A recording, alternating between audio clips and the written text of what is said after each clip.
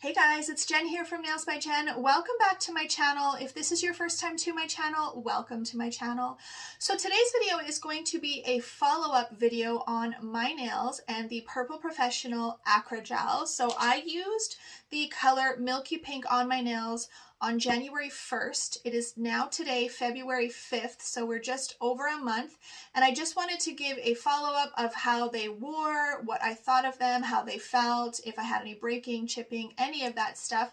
I have done my right hand already, so I am right-handed, so this is not my dominant hand. And I was smart today, guys, and I actually came in here early this morning and I already did this hand to get it out of the way and get it done. I have not put any color or anything on. I have literally just applied the Acrygel and I have shaped them. So on film, I'm going to do my left hand. I did take photos, a video of what this hand looked like prior to filing them, so I can show you, if I had any lifting or anything like that. But today I'm going to show you how to do this hand and give you a little bit of my opinion on what I think about it. So if this is something you're interested in, stick around, keep watching. As always, don't forget to click that like and subscribe for me. If you have any questions or comments, leave them in the comment section below, and let's get started.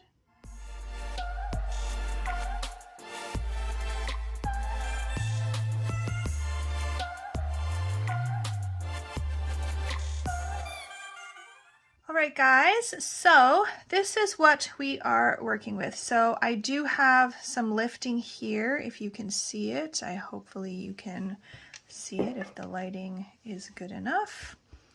There is a little bit over here. This one is the worst. It is literally hanging on for dear life. Now I will insert a video here of why this one, in my opinion, is lifting so bad, because when I built the nail, I literally got the Acrygel all up into my proximal nail fold. So I anticipated this one would lift, and it did, and then I banged it. I glued it once, and I've been just banging it for the last 2 days. So it is popping off there. This one I don't really see, just a little bit around the edge here. I banged this one this morning, literally this morning, so it's hanging on. And the pinky is fine. So this hand, like I said, I have already applied the Acrygel. I've just buffed them, shaped them and filed them. I have not applied any color. I'm going to do a very similar color scheme that I did last time. I'm going to use probably this So Beautiful. This is what I have on currently on here. But then I also used this one on a client, and when I was doing the swatching, I thought this looked really pretty too, so I might do this on top of maybe all of them or one of them, I'm not sure. And then I thought about applying a little bit of chrome as well, so I'm just going to pull out, which one is it here? Eternity, I think, from Coco and Claire. Let me just open it up. I think it's the Eternity. Yes. So that's Eternity from Coco and Claire. So I might add a little bit of that also, just to zhuzh them up, maybe just on one or two or all of them. I don't know. We'll see how I feel when that time comes. But you guys know I really like to keep my nails very, very neutral. So I'm going to start off just by shortening them a little bit. You can see I took off a little bit of length. I'm going to file it underneath because, as you can see, I've got a little bit of, just that little bit of separation. It's not too bad, but I do like to also make sure I'm taking out any eagle claw talons, especially my pointers, they do tend to hook down really, really well. So I will say, when I did this hand, I applied the product actually quite a bit thinner than when I did these ones. If you guys watched that video, I was talking about the heat spikes and how terribly hot it was, and I was like, I would never use this product on a client. So I did this hand a little thinner. I'm going to see how well they wear, if I'm cracking them or breaking them. And I also cured them on the low setting, the low heat setting or low heat mode, which is a 90-second cure, but it starts off on a very low heat. So I did my thumb like that. There was heating up, but it did not hurt. It was not painful. Then I did these two, and I actually sculpted them at the same time. and I put them in just at the regular cure 60 seconds, and it burnt so bad. So I was like, nope, not going to do that. Now this one had quite a bit of lifting, so there wasn't a lot of product, but this one really didn't have a lot of lifting, and it still burnt really bad. So highly recommend not doing just a regular cure, that you need to have a low heat mode. And then I did these two low heat mode, and again, it was very minimal heat spikes. So I think really that's the key, and also not doing them thick. Now if I needed to build this up thicker, you know, when I think about doing a long nail, if I was going to build a long nail, you need to have thickness in that apex so they don't break. I would just probably build it gradually, which would take a long time. That's why I like acrylic, you guys. That's why I love acrylic, is because there's no heat spikes. But I've got this Acrygel. I'm going to be continuing to use it on myself. I kind of want to see if I can just get it perfect and figure out exactly what works, and hopefully there will be no lifting this time, because it did not flood the cuticle or the proximal nail fold area. Last time when I was doing my nails, it was really, really warm in my room, which is what I like. But I made sure to not turn my temperature up today, so it's not cold in here, but it's cooler than it was last time. And I did find that the Acrygel did not move quite as much. It did still self-level a little bit, which is very different than the Macart. I found the Macart did not move at all, but it did not flood into the proximal nail fold, so I don't anticipate I'm going to have any major lifting issues, but we will see. All right, so first things first, I've got to file these down. Now you guys will notice that I'm going to pull out my old school vacuum. The reason for that is not because there's anything wrong with the MELODYSUSIE dust collector. The simple fact that I've been using these hardcore bits, I've mentioned it in another video, I've been using these really, really coarse 2X bits, and when I filed the acrylic, I don't know if it would be the same with the Acrygel, but when I file the acrylic, it really shoots the acrylic because it's filing its so well, and it's like chunking off. And the problem is with the dust collector, the dust goes in the top of the dust collector, and then the fans are all around the side, so it goes in and then the air shoots out the side. Well, the problem with that is because this bit is shooting the acrylic on my table, then those fans are literally blowing the dust everywhere, all over my nail room and all over my desk. So I've just switched to my vacuum system simply because it's creating less dust for me because of these bits. When I was using my other bits, I did not have that issue with the MELODYSUSIE dust collector, so it's nothing against the dust collector. I miss it. I actually, even my clients are like, oh, I kind of miss your dust collector thing. So if I ever, you know, go down to a different bit, I'll try it again, but for now I'm just using my vacuum. So I'm going to get filing, I'm going to shorten them, I'm going to debulk them, and then we're going to get into using my hand file to shape them and remove any little bits of lifting if there is any left. Then I'm going to go in with my EFILE and my cuticle bit. This is the Erica's micro taper in medium from Canada Nail Supplies. I'm going to get rid of any cuticle that is left. Then I'm going to remove the dust, and I'm going to wipe the nails with my 50-50 mix of 99% alcohol and 100% acetone. So I'm going to get to all of those steps.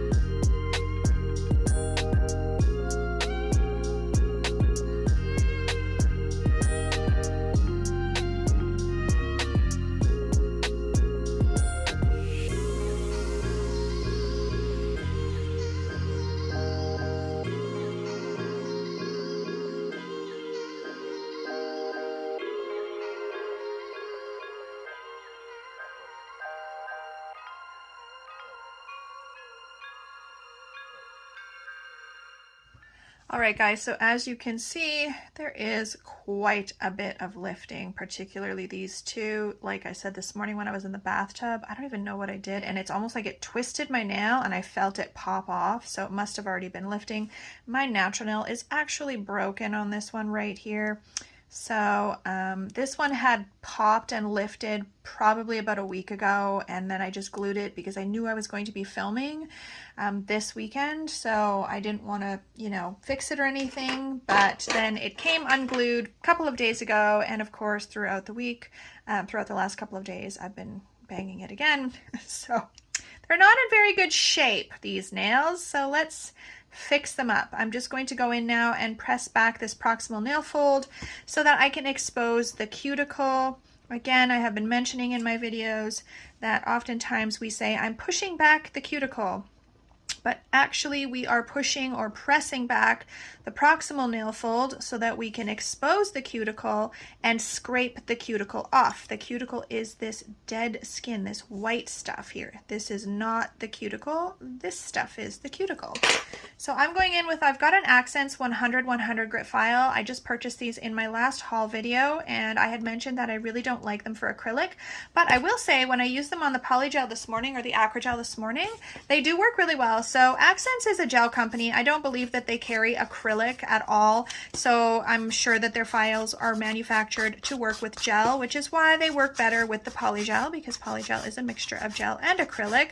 So if you are a polygel or a gel person, I think that these Accents files would be great. They do work really, really nicely with the polygel, just not for acrylic. If you're an acrylic tech like myself, I felt like with the acrylic, they literally just kind of skidded over the top. They didn't really grip the product because it's like the product was just too hard. It would be like, you know, filing some hard plastic. It just skidded over the top.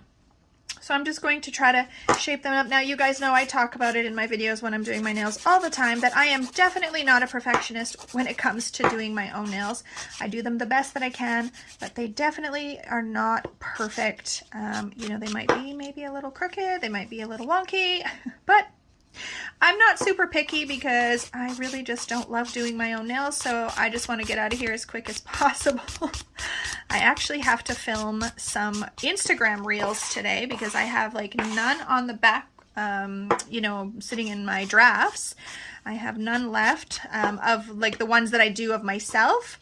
I like to do like funny ones of myself along with also ones, you know, using nail photos or nail videos. So I have to film some reels today. I was going to film another YouTube video as well, but I think I'm just going to do this one today and then work on some reels.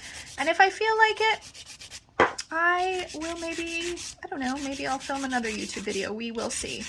I'm also going to see my little nephew again. So I talked in my last video where I was doing my nails with the acrygel that was the first time I was going to go see my little nephew. And you guys, he literally cried the minute I would hold him. So my brother first handed him to me and I was like, oh my gosh, my hands are cold. So the minute I touched his little skin, he just started screaming and crying and he wouldn't stop, and I felt so terrible. And normally I do, when I have held babies in the past, which I've held a lot of babies, if they start crying, I don't know where I learned this. I want to say the Oprah show, but I could be completely wrong. Like I was like a teenager. That when a baby cries, if you go really close into their ear and you just go shh really lightly, like you're not trying to bust their eardrum or anything, it basically is the same sound that they hear when they're in the womb, or very similar to. So it really helps them to quiet down. And you guys, it works. I'm telling you, anytime I've held a baby and they've cried and I've shushed in their ear like that, they stop crying. But I was wearing a mask because, you know, COVID and all the things. And my brother and his, you know, wife, my sister-in-law, are trying to be extremely cautious with the little nugget. So I didn't think they would want me to do that in his ear and like basically like, even though I had a mask on, I don't know. I didn't think they'd want me to do it. So I didn't do it. And the little bugger just kept crying. So then My sister-in-law was like, well, let me see. He probably just wants to eat. And I mean, literally, as soon as she grabbed him and held him in her arms, he was like searching for booby. So he did definitely want to eat. So she fed him, and then, you know, we hung out for a bit and chatted. And then when I was ready to leave, she was like, do you want to try holding him again? I was like, sure. And the little turkey just started crying again. I was like, you cannot do this to me. Like, Auntie has been waiting a very long time for you. I am the fairy godmother. I am sparkly, and like, you need to just love me. So, you guys, I was so sad. I think my sister-in-law felt so bad. She tried to make me feel better. Like, he's just cranky, you know. But anyways, so I'm going there today again. He has changed so much. They sent newborn photos that they had done in our little like family group chat. And oh my gosh, he's changed so much already. He's so freaking cute, you guys. The photos were so nice. I'll ask my sister-in-law today when I see her if I can share a few of the photos here with you guys, if she's okay with that, and if not, that's okay, like totally fine. I understand not everybody wants, you know, their baby all over social media or YouTube for that matter. But he is just so freaking cute. I cannot wait to see him today, and he better not cry, you guys. I don't care. I'm shushing him if he cries. I am totally gonna shush him in his ear. And if that doesn't work, I don't know. I used to have a little nephew. Well, I called him my nephew, but he's actually more like my cousin. He's my cousin's son. And I used to bribe him with food when we were like, when he was really little. He would come to me because I always gave him food. So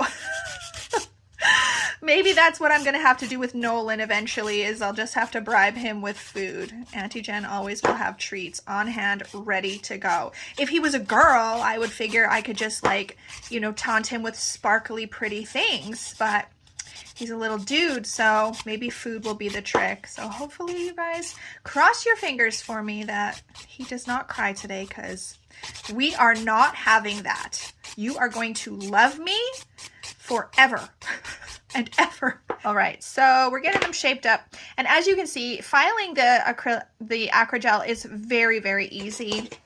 That is one thing that I do really like about Acrygel or polygels, because they are part gel, they file so much easier than acrylic, right? It's just a lot easier.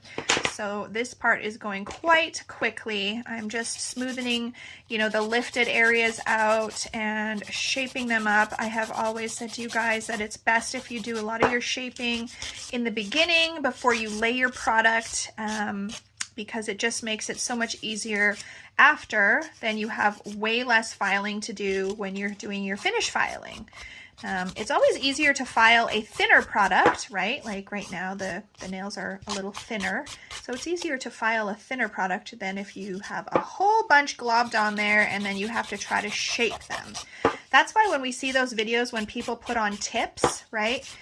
And then you see them apply product, usually it's acrylic, and the acrylic just kind of flows so nicely over the tip.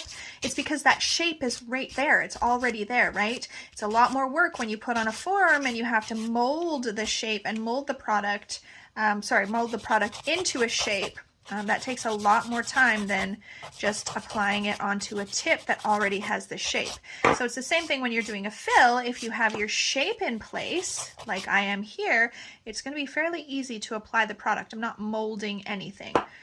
So that is it. I think we're good to go. Shape's pretty good. Length's good enough for me. I am just moving along, trucking along here with you guys. All right, so next I'm going to go into it, onto these with my cuticle bit. So I am using my MELODYSUSIE Scarlet EFILE for this as well. I love this EFILE, you guys. Very affordable, especially if you're a beginner. It is a 30,000 RPM EFILE. I am going to be filing at 15,000 for my cuticle bit. Now these are fresh bits, so they're a little sharper. Actually, I think what I'm going to do is go down to 10 because they're a little bit sharper. My old ones were, you know, obviously had dulled out some. And the key is also to keep the EFILE relatively flat to the nail. You don't want to be angling up like this into the nail. And you don't want to be obviously like this because that ain't gonna do nothing. You want to keep it flat right? Flat to the nail. This will help prevent digging into the nail and getting little rings of fire. I have mentioned in other videos that when I have been rushing or not being careful, I have caused that on some of my clients and particularly on myself when I am doing my other hand, because I really have I don't have a lot of control with my left hand. I'm not ambidextrous whatsoever. So sometimes I do find it a lot harder to do my right hand, but I did very well today. I just was very, very slow with it. Took my time, because especially because it's a new bit, I was like, oh gosh, Jennifer, you don't want to be digging into your natural nail. So that's how we prevent damage, and you just go very light-handed. And if you're not comfortable at this speed, go at a little lower speed. My clients actually, this is their favorite part. I have one client, I think one client, who just doesn't like this part. She gets very like tense and cringy when I do anything along her proximal nail fold. But every other client, this is their favorite part. They find it extremely satisfying, as do I.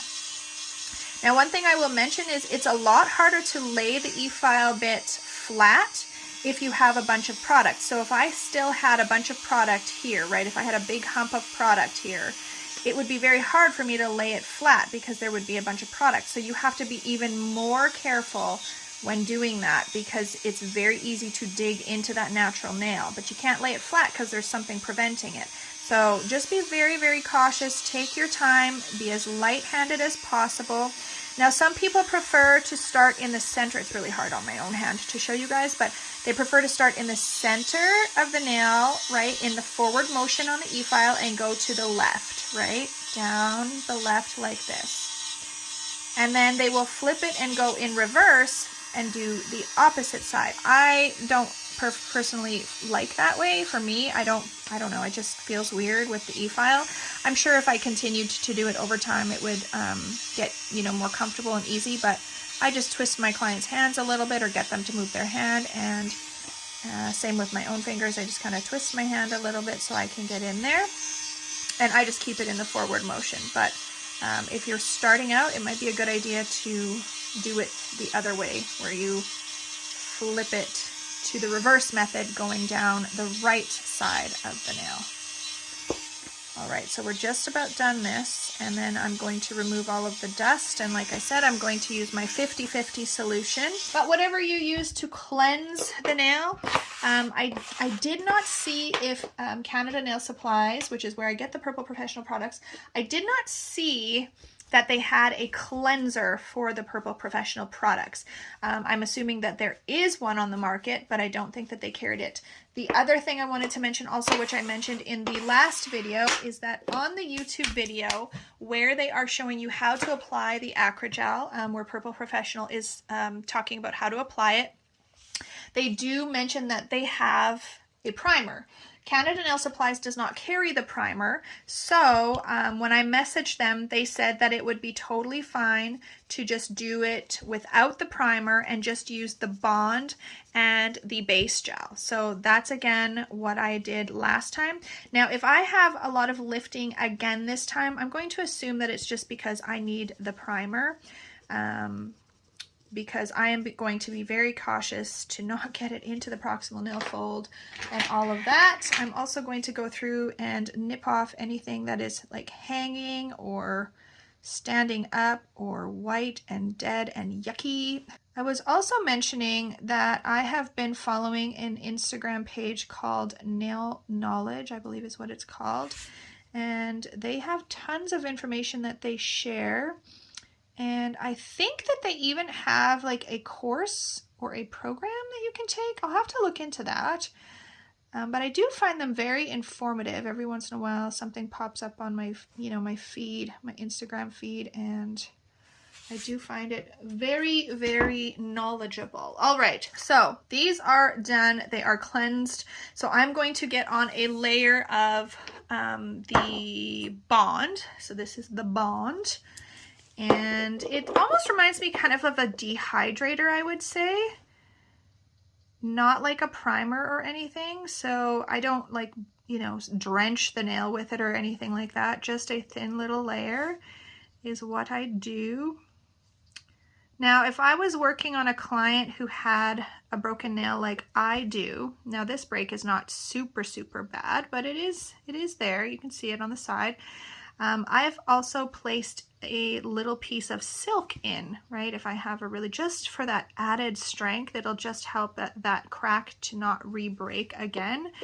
I'm not going to do that with myself because, well, I don't often treat myself like I treat my clients, and I'm sure I'll be fine. And if I'm not, I can just refix it again. It's not the end of the world because I have all the products and I live with my nail tech, right? So how convenient. So I'm going to do the thumb separately. I'm just going to do the thumb on its own. And the reason for that is, I don't know, I just feel like I should. If I'm being honest, I just want to do the thumb on its own. That's how I did my right hand, and I feel like that worked really well. So I'm just going to do the thumb separately. I'm going to do the base gel here. And last time I did them, I did the base layer thicker, and I'm doing it very, very thin this time. Because last time I did it, I actually felt the base layer got really hot as well. So this time I'm just doing it very, very thin, and I'm doing it for 60 seconds. All right, so doing it that thin, there was absolutely no heat whatsoever. So the reason I'm doing the thumb, I know I said, oh, I don't know why I do the thumb separate, but when I'm doing even acrylic, if I'm doing a top coat or a gel polish color, I always cure the thumb separately, because when you put your hand in the light and you put your whole hand in, you can see your thumb is not sitting flat, right? And you can tell your clients, oh, try to tilt your thumb up. Well, then when they do that, then these fingers are not sitting flat. So I always just do the 4 fingers first. Usually when I'm working on clients, I'll do the 4 fingers, get those cured, whether it's the top coat or the gel polish, whatever I'm doing. And then I'll do the thumb separately. So that's probably why in my mind I was like, oh, I'm going to do the thumb separately, right? Let's be real, Jen. You do know what you're talking about. All right, so the other thing that I did last time was I really put a lot on the nail, and this time I am not going to do that. So I've just got a little blob like this. You can see I am going to roll it on the nail, and this little brush doohickey that I've got here is just from, I think, eBay or Amazon or something like that. They do have a brush that is just a brush, and then they have a separate palette. And I was actually saying that I think that that's even a better idea, because you don't want to have to like wipe your palette right after every time, because if you don't wipe it, it's going to touch your skin right when you're holding your brush, and that's just disgusting. All right, so for my slip solution, again, because I don't have their cleanser or anything, I'm just using 99% alcohol.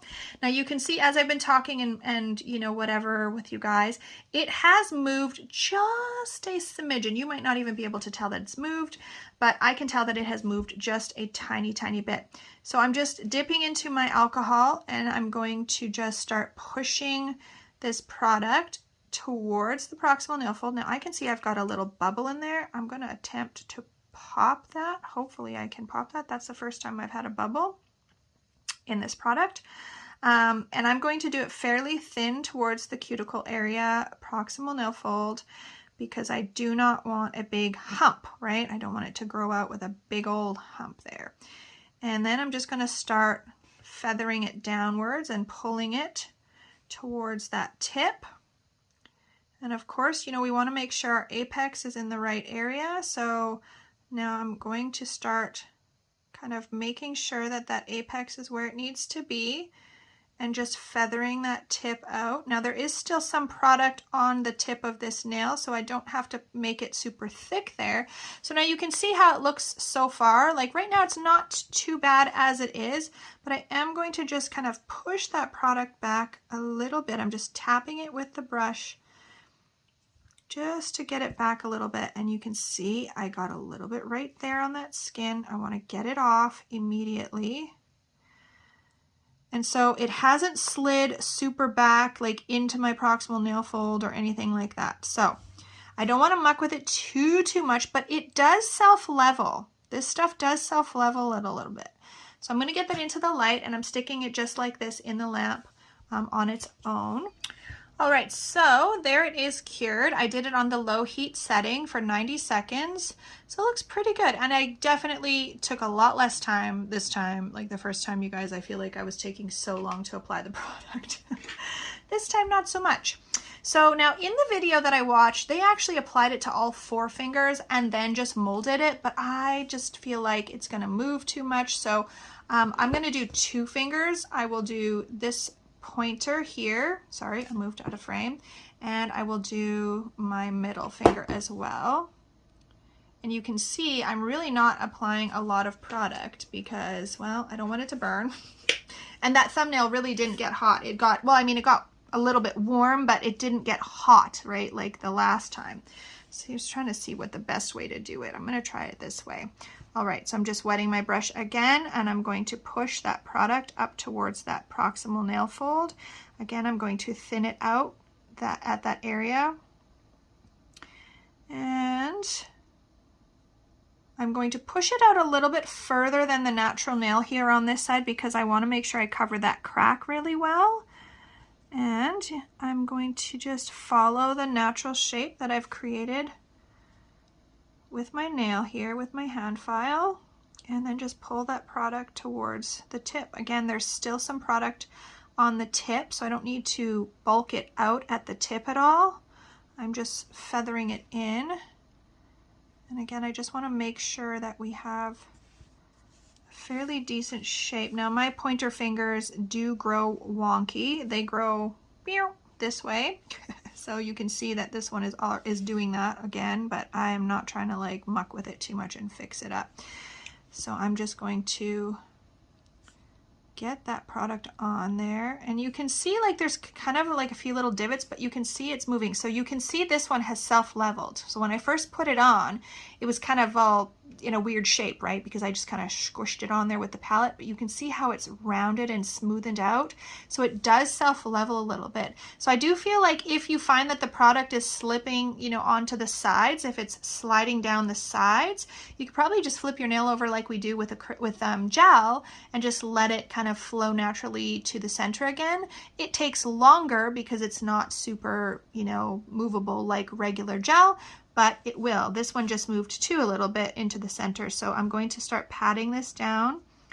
My main thing was that I did not want to flood that frickin' cuticle area, proximal nail fold area again, because you guys, I think I said in that video, I have not done that. I don't even know if I did that in school, to be completely honest. But I have never, if I had done that in school, I literally have not done that since school, flooded the cuticle like that. So I had to like dig it out. I would highly recommend going and watching that video because you will see how my first impressions were of the product and how long it was taking me and all of the things. So I'm just going to make sure that I've got my apex where I want it. Get that shape relatively in place. I'm going to flip them upside down for a second here because I just want to make sure that that pointer finger is not slopping onto the side. So far, I think it's okay. There might be a little bit of something here, but I don't know what that was. It was a little bead or something, but it looks okay. So I'm just going to get these into the light again on the low heat setting. All right, you guys, well, I just realized something, and you guys probably picked up on it. I did not put the elastic base on these two.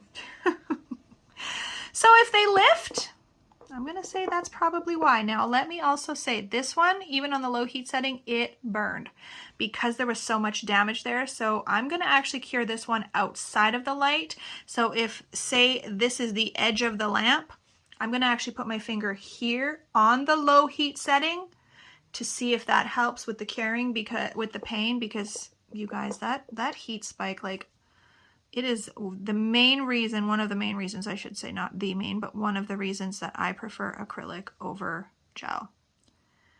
But yeah, hopefully those don't lift. If they pop right off, I guess we'll see. It might be because, or it will be because there's no elastic base underneath. I got a little ahead of myself. So I'm going to put the base on both the pinky and the ring finger so I don't forget to do either of those.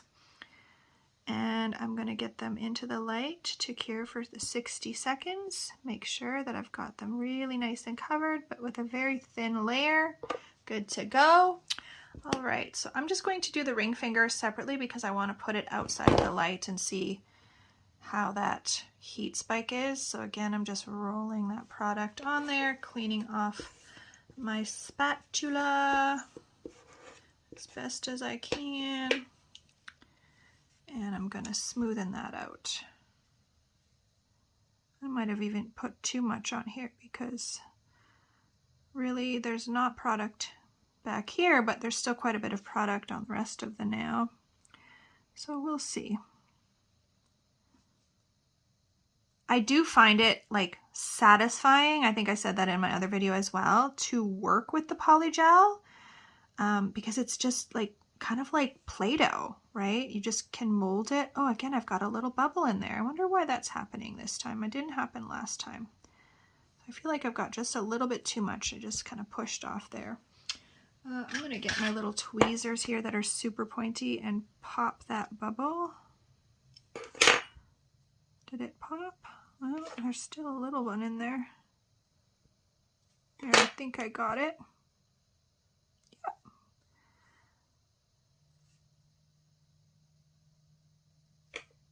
So again, I would love to know you guys. On my last video I mentioned, and I haven't posted the video yet, but I would love to know if you guys use polygel currently, if you have tried the Purple Professional polygel.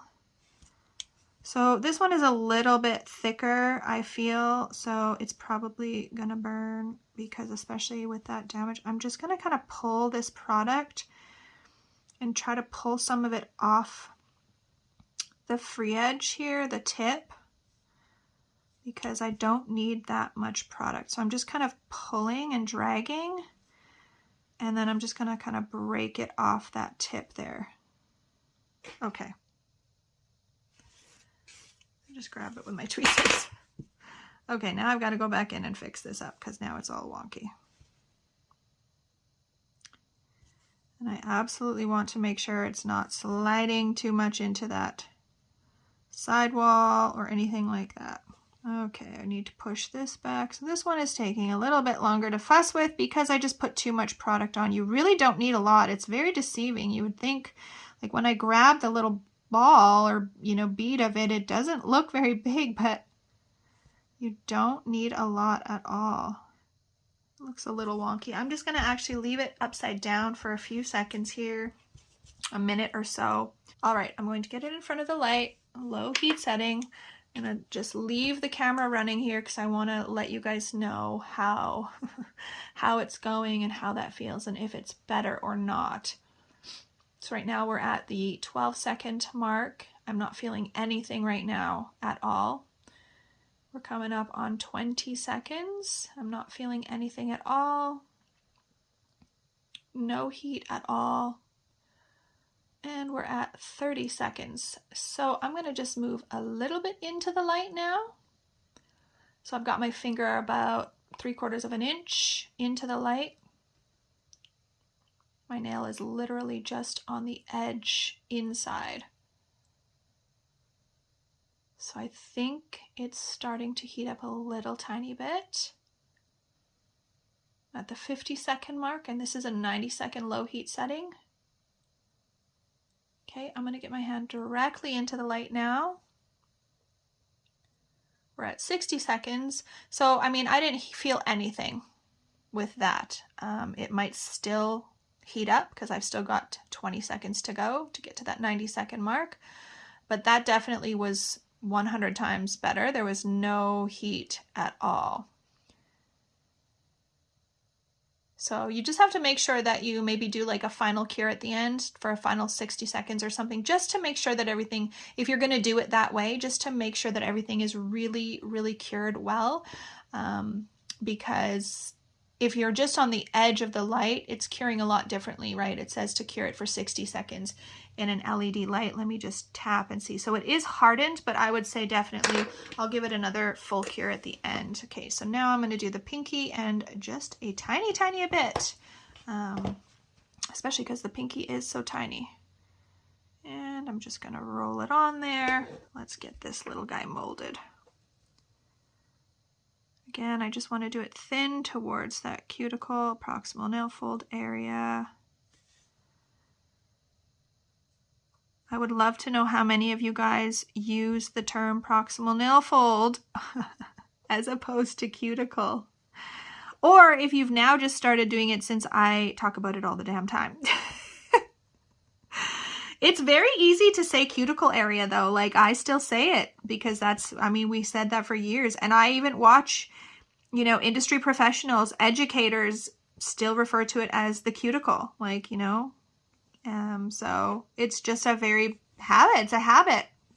It's hard to break that habit when we've been using certain terminology for how many years. All of a sudden now to call it something different is definitely not easy. All right, so that one's done. That was pretty simple. That was a little guy. So I'm just going to shove this in there and I'm going to do the 90-second, what is it called? Low heat cure.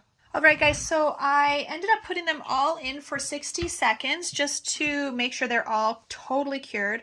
And the other thing I want to mention is I've been calling it a 90-second low heat cure. It's actually 99 seconds on my lamp. So that's what I have on my lamp. So I'm now just going to take some alcohol and I'm just going to wipe that inhibition layer, that little sticky layer that is on top, because it does have that, just like how gel does. And I'm going to get into shaping and filing them, which should be relatively easy because we did that pre-shaping, or I did that pre-shaping.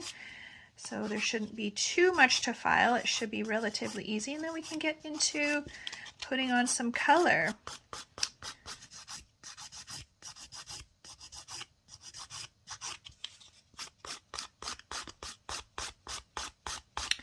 So you guys know I have been on a weight loss journey and I gained 10 pounds while I was away for 2 weeks. You guys, literally 2 weeks, but I did not restrict myself at all. So you guys know I do keto. I did keto really, really strictly for a couple of years. I lost 50 pounds. And well, I've gained now, I would say probably 20 back. So I want to get back down to, my goal weight is 170. And it's just a matter of doing it, you know, and you know, if anybody says, oh, keto doesn't work, or Weight Watchers doesn't work, or I don't know, any, you know, diet or way of eating, you know, I don't like to call them diets because to me it should be a lifestyle. Like you have to make the choice to stay that way forever or you will gain the weight back, right? That's exactly what happened with me. So it's not a matter of something not working, it's a matter of you not doing it anymore, and then it doesn't work. So yeah, I've heard people say, oh, keto didn't work for me, and I'll always ask them, oh, like, did you do like strict keto, or did you do what people call like dirty keto? How long did you do it for? And then based on their answers, it's like, well, no wonder it didn't work for you. Like nothing's going to work for you if you do it that way.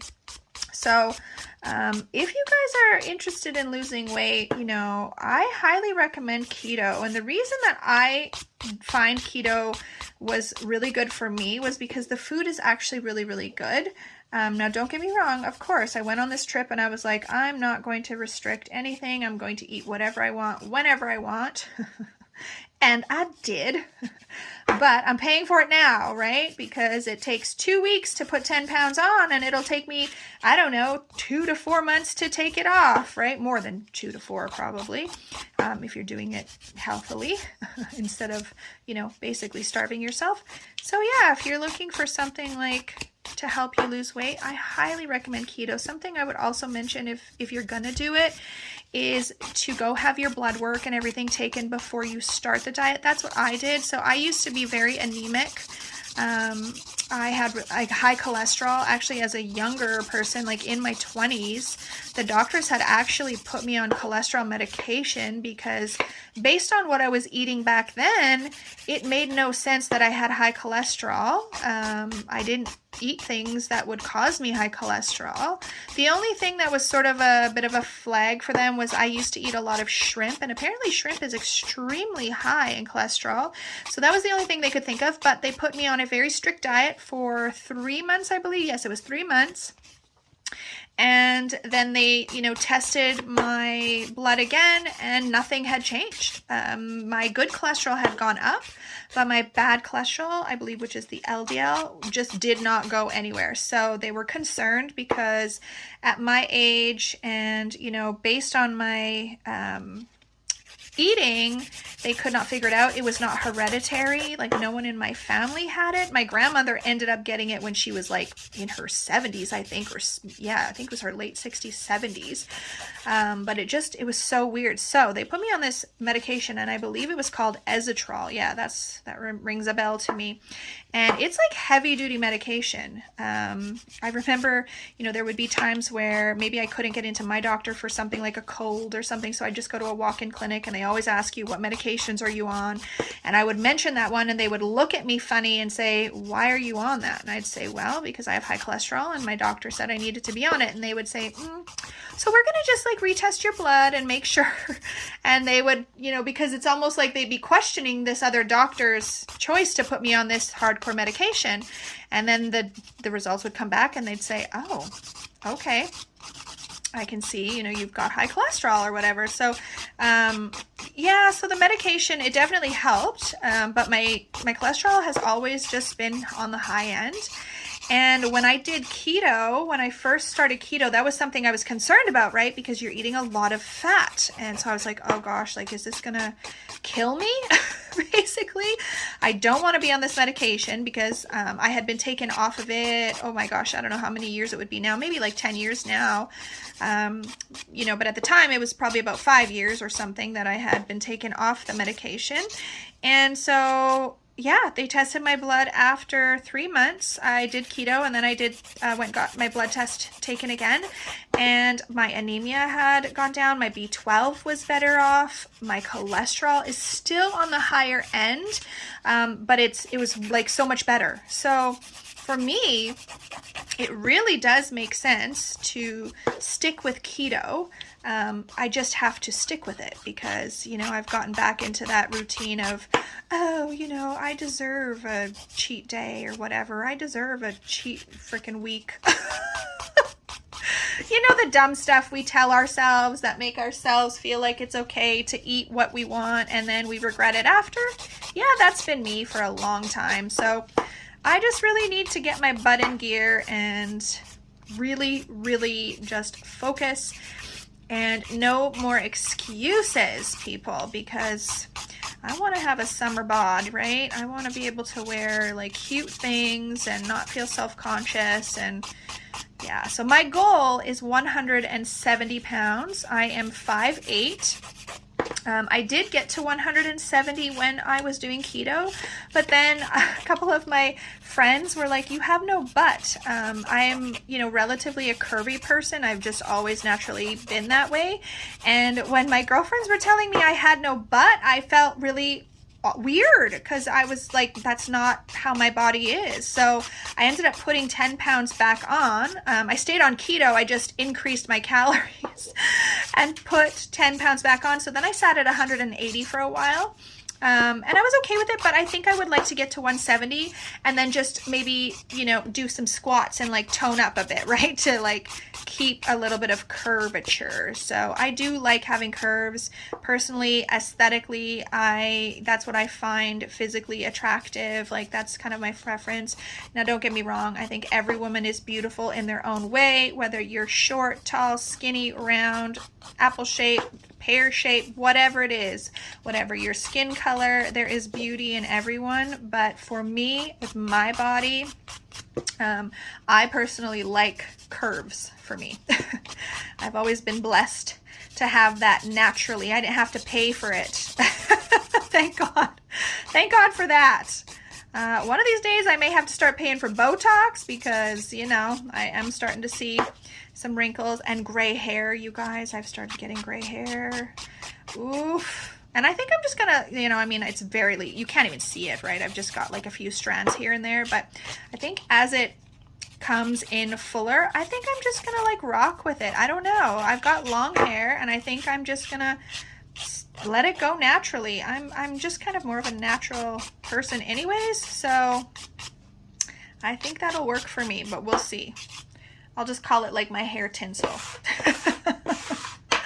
All right, so those are donezo, shaped up. We are ready for some color. I'm just going to wipe them. Got a little bit of alcohol still left in here. Not quite enough, so I'm just gonna give my nails a little wipey wipe. I'm gonna do the other hand as well because, you know, they have been done this morning and you get natural oil start settling back in and stuff like that all around. So I'm just gonna give them a little wipe-a-roo. That's a bit much, Jennifer. You're getting a little out of control because I'm rushing. All right. So I've got So Beautiful, which is my #1 color. Like when a client says they want this color, I'm like, yes. Do it, girl, do it. So I think I'm gonna just do So Beautiful on every nail. So I'm just gonna get a layer of that, just one thin layer on every single nail. I'm going to do my thumb separate for the reason that I stated earlier in this video. And then I'm gonna do my ring finger first with the other one, which is called So Glamorous, just to see how I like it. And then, yeah, we'll just go from there. I freaking love this color, you guys. Oh, it's so pretty. And I just want to give a shout out to Canada Nail Supplies because they actually sent me this collection and they have been really, really good to me. You know, they didn't have to send me anything. I literally just started purchasing from them and I wanted to share the items with you. So shout out to Canada Nail Supplies. If you live in Canada, I think they ship outside of Canada as well, but if you live in Canada, definitely check out their website. They do not have like an actual storefront. As far as I know, you can't go into the store, and I believe that they are, I could be wrong, don't quote me, I think they're out in BC somewhere, possibly. But they've been really, really nice. They have tons of products, different product lines. So far, I am just obsessed with the Purple Professional gel polishes. I literally have, how many coming? I just bought 12 and then, oh my gosh, I think there's another 6. So I've got like 18, there might be 7, 19 new colors coming. And I'm not mad about it, peeps. I am not mad about it. I wasn't supposed to be spending any money, but I couldn't help myself. As you guys know. And I mean, with summer coming, I'm thinking like, oh, you know, I'm like, oh, I need some new summer colors or spring colors. So anyways, I've really been liking the idea of getting into building the nail. Like I do all my clients in acrylic. So normally if they want like a blush tone or a natural tone, I just build it right into the acrylic, the acrylic. But I've been really struggling just being able to create that perfect neutral tone. I used to use a product line called Elite, and I would make my own custom mix with 3 of their colors, and it was perfect. It was the absolute perfect tone. It looked good on every skin color, and that's the color that I would use to do all my faded Frenches. And ever since I switched to Young Nails, I just have not been able to make that exact same color. I have tried mixing so many of their colors. So I really like the idea of just building a natural nail in, you know, like clear or even a blush color or whatever. And then doing like a semi-transparent sheer pink over top to give that nudie pinky color. So I ordered a couple from Purple Professional that I believe are going to be that. They're going to be like that semi-transparent neutral color. My neighbor is snow blowing outside, so if you can hear crazy sound in the background, that's what that is. We got more snow yesterday. We literally had a blizzard the other day. It was crazy. There were cars all over the city in the ditch. People ended up having to sleep in their cars or stay in their cars overnight because you could not see 2 feet in front of you. It came on really fast. And so it was crazy. And so now I didn't know it snowed last night until I opened the door this morning to get my Amazon package that came in the mail. And I was like, what the heck? More snow. Ugh. So I also have to go out and shovel later today, which is just not my vibe at all. All right, so I've got that on. So let's put this So Glamorous on the ring finger, just because I want to see. Okay. Oh Lord, look at that. It's so sparkly. Ew, it is so freaking, I think I want it on every nail. Yes. Okay. I'm going to do it on every nail. I probably could have just done that on every nail. I probably should have just tested that out first to see what I, because you really can't see the So Beautiful from underneath. But that's okay. That is okay. Ooh, it is so sparkly. Let's see if I get sick of it, you guys, because, you know, if I put too much on my nails, I get sick of it real fast if I do too much.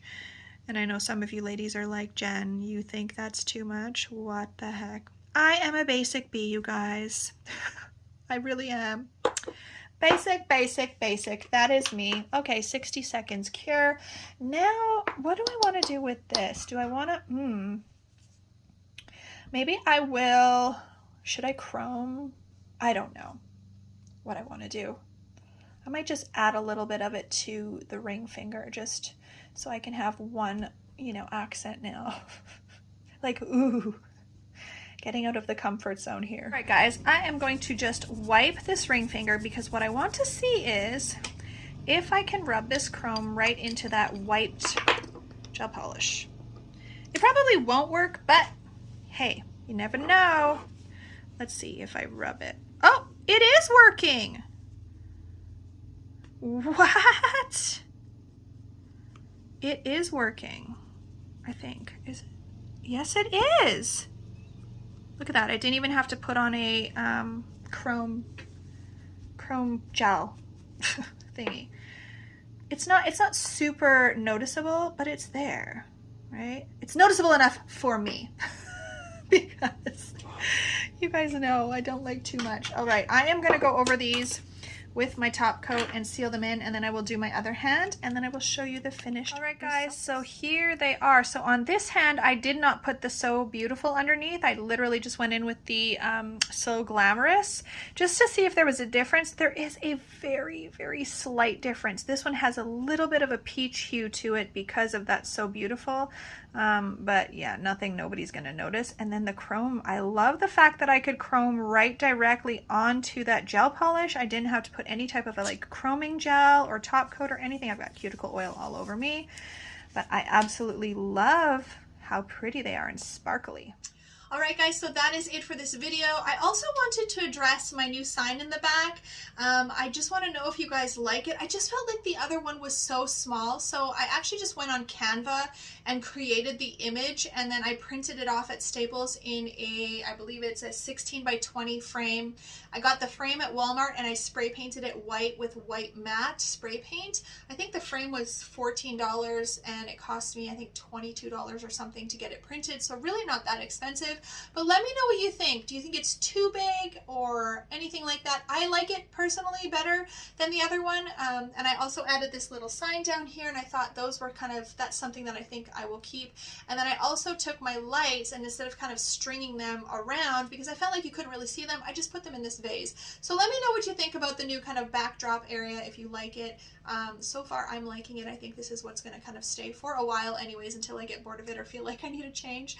But other than that, I hope that you enjoyed this video. I'm going to give you guys another little close-up. I always like to give you one here too, because it just always shows a little bit different in the camera from the front view, but I really, really like them. So I hope that you enjoyed this video, you guys. If you did, please share it with someone else. And as always, have an amazing day.